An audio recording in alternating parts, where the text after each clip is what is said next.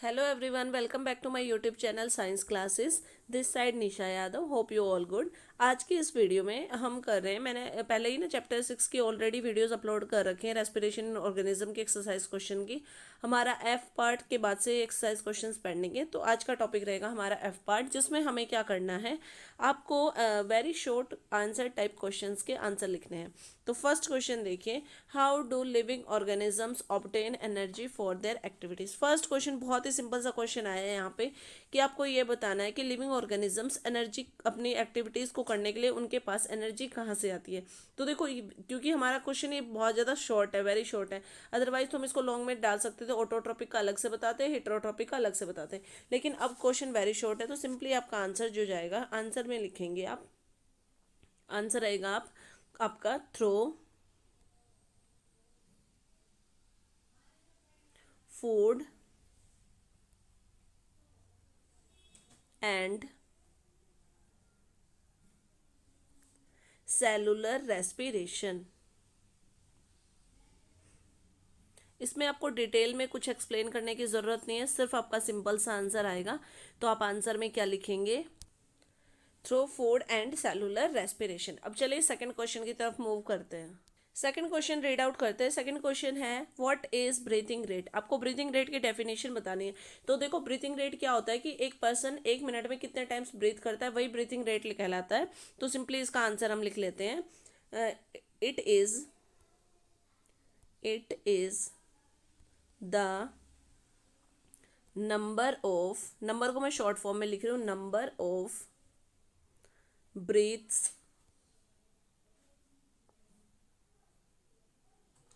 Number of breaths a person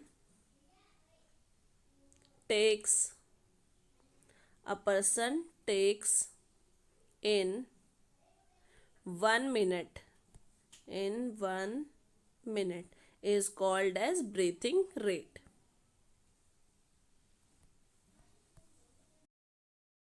चलिए third question देखें, what is the effect of exhaled air on lime water. आपको simple simple सा answer देना है कि एक्सहेल्ड एयर का लाइम वाटर पे क्या इफेक्ट पड़ता है। सबसे पहले आपको पता होना चाहिए एक्सहेल्ड एयर में हमारे पास कौन सी गैस निकल के आती है, कार्बन डाइऑक्साइड गैस। तो आपको सिंपली बताना है कि कार्बन डाइऑक्साइड का इफेक्ट बताना है आपको ऑन लाइम वाटर। तो देखो आपका जो सिंपल सा आंसर आएगा, आंसर में आप लिख सकते हैं लाइम वाटर पे आपका जो आंसर आपने लिखना है, answer is 8 turns milky. 8 turns, जो लाइम वाटर का कलर होता है वो कैसा हो जाएगा, मिल्की। तो आप लिखेंगे 8 टन्स मिल्की। अब सिर्फ मैं यहाँ पे देखो आंसर आपका यहीं पे कंप्लीट हो जाता है, क्योंकि हमारा क्वेश्चन ना शॉर्ट है, लेकिन फिर भी मैं आपको थोड़ा सा एक्सप्लेन कर देती हूँ कि ये हुआ कैसे था। देखो हमारे पास यहाँ पे इन्होंने बोला है लाइम वाटर, तो लाइम वाटर का फॉर्मूला क्या होता है, CaOH2। ये लाइम वाटर होता है, ठीक है। लाइम वाटर को जब हम रिएक्शन कराएंगे एक्सेल्ड एयर यानी कार्बन डाइऑक्साइड से, CO2 से, तो आपके पास क्या बनेगा, जो रिजल्ट हमारे पास जो प्रोडक्ट निकल के आएगा वो आएगा CaCO3 प्लस में वाटर। और जो ये CaCO3 यानी कैल्शियम कार्बोनेट बना है, इसका कलर कैसा आ जाएगा, इसका जो कलर आएगा वो आपके पास आएगा कलर कैसा, मिल्की। तो सिंपली आप आंसर में सिर्फ इतना ही लिखेंगे कि 8 turns milky. 8 turns milky means जो लाइम वाटर का कलर है वो कैसा हो जाएगा, मिल्की। फोर्थ क्वेश्चन देखिए, how many molecules of ATP are generated during aerobic respiration. आपको ये बताना है कि ATP कितने मॉलिक्यूल्स ATP के एरोबिक रेस्पिरेशन में जनरेट होते हैं। तो सबसे पहले आपको मैं वापस से याद दिला दूं, जो एरोबिक रेस्पिरेशन होता है, एरोबिक रेस्पिरेशन कौन सा रेस्पिरेशन होता है, जो ऑक्सीजन की प्रेजेंस में होता है, ठीक है, माइटोकॉन्ड्रियल सेल के अंदर होता है। तो इसमें हमें नंबर ऑफ ATP बताने हैं। मैंने आपको जब चैप्टर कराया था तब भी आपको बताया था कि एरोबिक रेस्पिरेशन के दौरान सबसे ज़्यादा ATP मॉलिक्यूल्स मिलते हैं। ATP हमारा एनर्जी करेंसी होता है। तो यहाँ पे जो आपका आंसर आएगा वो क्या आ जाएगा, 38 ATP मॉलिक्यूल्स। फिफ्थ क्वेश्चन देखिए, व्हाट आर गिल्स। गिल्स क्या होते हैं आपको ये बताना है। तो देखो हमें पता है कि गिल्स किस में प्रेजेंट होते हैं, फिश के अंदर होते हैं, और जो उनको रेस्पिरेशन में हेल्प कराते हैं। तो जो सिंपल सी डेफिनेशन हम यहाँ पे लिखेंगे सीधा सा, सबसे पहले तो हम लिखेंगे gills are respiratory organ,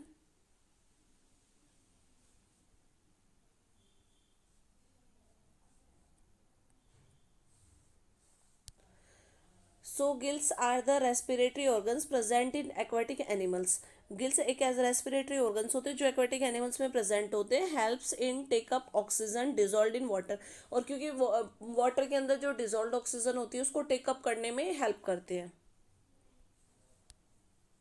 fifth six question देखिए, how is inhaled air different from exhaled air.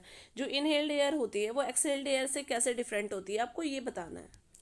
तो आंसर में आप क्या लिखेंगे, inhaled air rich in oxygen. जो इनहेल्ड एयर होती है वो ऑक्सीजन से रिच होती है, और जो एक्सहेल्ड एयर आएगी वो रिच इन कार्बन डाइऑक्साइड होगी। सेवंथ क्वेश्चन देखिए, how is trachea prevented from collapsing. Seventh question में आपको ये बताना है कि जो ट्रैकिया होता है यानी विंड पाइप होती है वो कोलेप्सिंग से उसको कैसे प्रिवेंट किया जाता है, क्या उसके अंदर मॉडिफिकेशन होता है, आपको ये आंसर लिखना है। आंसर में हम लिखेंगे by the presence of she shaped bands of cartilage. क्योंकि हमारा वेरी शॉर्ट आंसर है तो आपको ज़्यादा एक्सप्लेन करने की ज़रूरत नहीं है। हमारी विंड पाइप के अंदर जो हमारी विंड पाइप के साथ में शी शेप में ना कार्टिलेजस रिंग्स होती है जो हमारी विंड पाइप को यानी आप बोल सकते हो ट्रैकिया को कोलैप्स होने से प्रिवेंट करती है। एट्थ क्वेश्चन देखिए, which part of the skeletal system protects the lungs. हमारे स्केलेटल सिस्टम का कौन सा ऐसा पार्ट है जो लंग्स को प्रोटेक्ट करता है, तो आपका सिंपल सा आंसर है इसमें, क्योंकि वेरी शॉर्ट आंसर है, तो आपका आंसर आएगा rib cage. Rib cage prevent the protects the lungs, कि जो रिब केज होते हैं वो हमारे लंग्स को प्रोटेक्ट करने का काम करते हैं।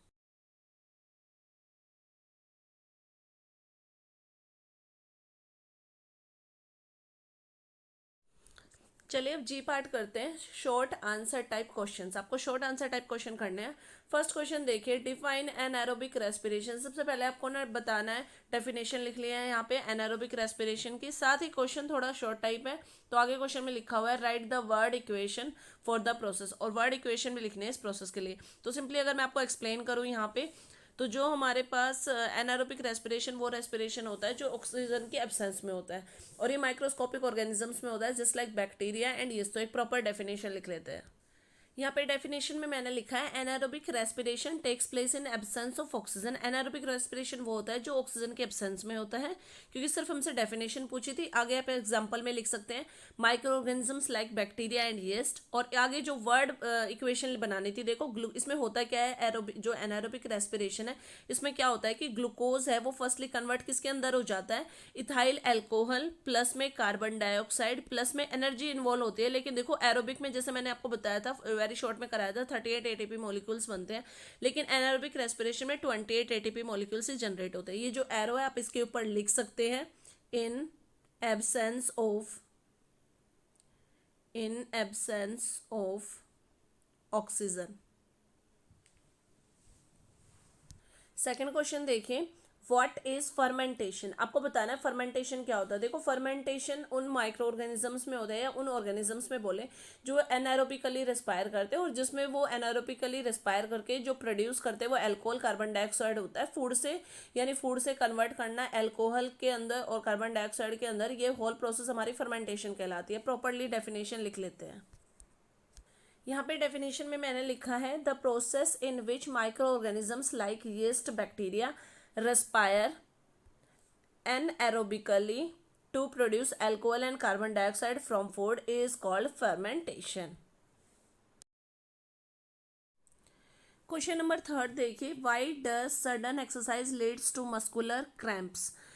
सडन एक्सरसाइज करने से मस्कुलर क्रैम्प क्यों हो जाते हैं, आपको इसका रीजन देना है। तो सोल्व कर आंसर लिख लेते हैं।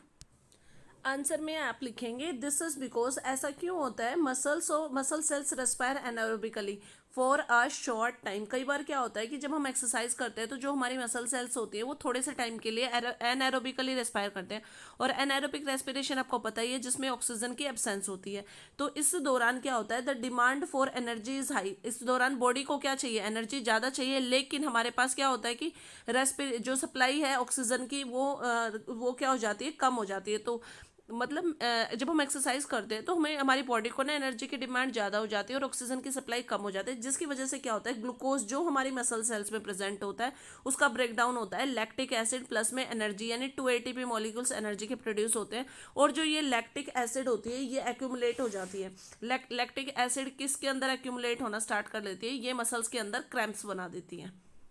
It creates accumulation of lactic acid result in making muscular cramps. Fourth question देखिए, फोर्थ क्वेश्चन में आपको क्या करना है, briefly explain the structure of human lungs. आपको जो ह्यूमन लंग्स का स्ट्रक्चर है वो ब्रीफली एक्सप्लेन करना है। आंसर में हम लिखेंगे सबसे पहले ब्रोंकी। देखो, जब हमारे पास ट्रैकिया के बाद में हमारे जो ट्रैकिया होता है वो 2 पार्ट्स में डिवाइड हो जाता है, 2 लंग्स के अंदर डिवाइड हो जाता है। तो देखो उसमें 2 पार्ट्स में हमें सिर्फ यहाँ पे एक्सप्लेनेशन ह्यूमन लंग्स का पूछा है। तो सबसे पहले हम बात करेंगे ब्रोंकी एंड ब्रोंक्यूल्स की। तो इसमें मैंने लिखा है at the lower end of trachea, जो लोअर एंड होता है ट्रैकिया का वो स्प्लिट हो जाता है। इट स्प्लिट्स इनटू 2 ब्रोंकी, वो 2 ब्रोंकी में डिवाइड हो जाता है, जो क्या करता है which that leads to lungs on their respective side. तो देखो, एक ब्रोंक की लेफ्ट साइड और एक ब्रोंक की राइट साइड, जो आगे जाके किसको ज्वाइन करती है, लेफ्ट लंग को और राइट लंग को। अब आगे इसमें लिखा है मैंने each bronchus further divides and सब डिवाइडेड इनटू स्मॉलर ट्यूब्स। उसके बाद में जो एक ब्रोंकस होता है वो आगे डिवाइड होता है, फिर फर्दर डिवाइड होता है किसके अंदर, ब्रोंक्यूल्स के अंदर। ट्यूब लाइक स्ट्रक्चर होते हैं स्मॉल स्मॉल, जिन्हें हम क्या बोलते हैं, bronchioles. Then at last alveoli, each bronchiole ends in tiny air sac called alveoli. जो हर एक ब्रोंक्योल होता है उसका वो जो एंड होता है वो वहाँ पे एक छोटा सा एयर सैक होता है, जो बैलून लाइक स्ट्रक्चर भी बोल सकते हैं जिसको आप, जिसे हम एल्वियोली कहते हैं। यहाँ पे जो the exchange of gases takes place here, तो जो एक्सचेंज ऑफ गैसेज है, कार्बन डाइऑक्साइड और ऑक्सीजन का जो एक्सचेंज है वो एक्चुअल में जो साइट होती है वो क्या होती है, लंग्स के अंदर, एल्वियोली। फिफ्थ क्वेश्चन देखिए, why are deep breathing exercises good for health. Deep breathing exercises good for health क्यों होती है, आपको इसका रीजन लिखना है। आंसर में हम लिखेंगे deep breathing exercise helps to improve our lungs capacity which is good for health. Deep breathing exercise से क्या होता है कि हमारे लंग्स की कैपेसिटी इंप्रूव होती है, जो हमारे हेल्थ के लिए बहुत अच्छा होता है।